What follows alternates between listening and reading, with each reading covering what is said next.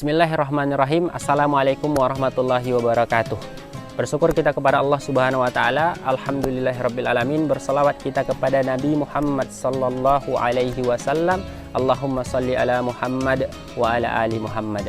Bapak Ibu yang dimuliakan Allah Subhanahu wa taala, tidak terasa sekarang kita ada di penghujung Ramadan.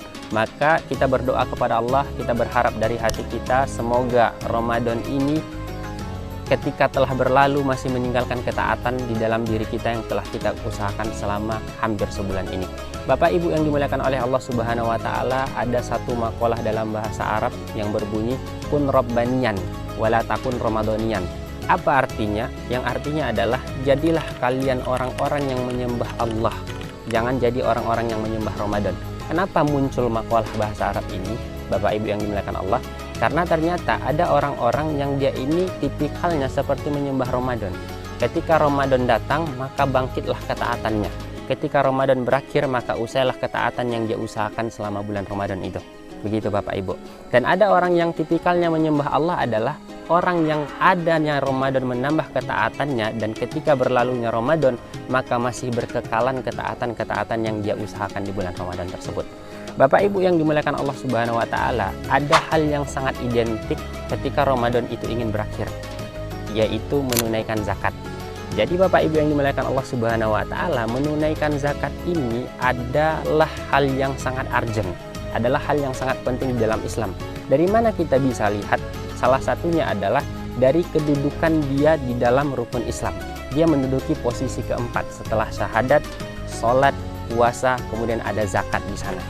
Nah, ini menjadi kewajiban bagi kaum muslimin.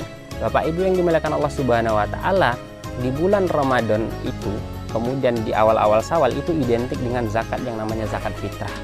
Dan kalau Bapak Ibu ingin menunaikan zakat mal juga, menunaikan zakat mal, maka tidak masalah juga gitu. Zakat mal itu punya nisab 85 gram emas, itu nisabnya. Sedangkan zakat fitrah itu dikeluarkan di bulan Ramadan dan di awal-awal Syawal itu masih bisa. Jadi Bapak Ibu yang dimuliakan Allah Subhanahu wa taala, zakat ini kan punya posisi penting dalam Islam. Nah, ini diperintahkan pada kita. Manusia itu biasanya Bapak Ibu, ketika datang satu perintah, ketika datang satu permintaan kepada dia, maka dia akan bisa melakukannya dengan totalitas ketika dia tahu kenapa dia melakukannya. Ketika dia tahu tujuan dari dia menunaikan zakat tersebut.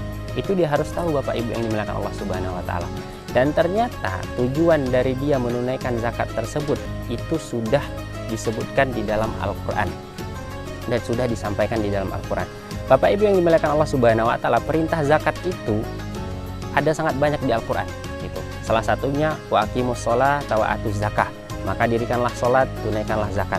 Kemudian ada juga perintah-perintah yang lainnya, ada banyak di Al-Quran. Salah satunya khusmin amwalihim, ambillah dari harta kalian ini sodakotan. Sodakotan ini maknanya ambil dari harta kalian sedekah berupa zakat. Tutahhiruhum wa tuzakkihim biha, yang dengan itu nanti dapat mensucikan harta.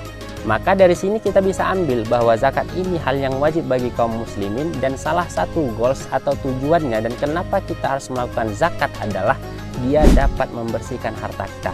Karena ada salah satu hadis Rasulullah Bapak Ibu yang dimuliakan Allah Subhanahu wa taala yang menyebutkan bahwa apabila harta kita, hak kita dan hak orang lain yang berupa zakat tidak kita keluarkan, maka bercampur baur menjadi satu, itu bisa menyebabkan kerusakan pada harta kita. Itu bisa menyebabkan harta kita tidak menjadi berkah lagi. Bapak Ibu yang dimuliakan Allah Subhanahu wa taala, maka zakat ini punya posisi yang sangat penting di dalam Islam. Selain dia wajib, dia juga dapat membersihkan harta kita.